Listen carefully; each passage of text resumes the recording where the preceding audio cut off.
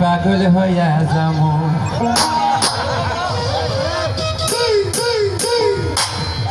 যদি কারোর কিছু যদি ভালো না লাগেও, যে বাঁশি বাজায় শুনতে কিন্তু খুব ভালো লাগো, সে যাই হোক না কেন, তাই না রে?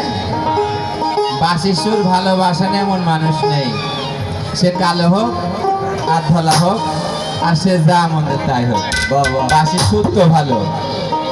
বাঁশিওয়ালা ভালো সে দরকার নেই, বাঁশির সুর ভালো।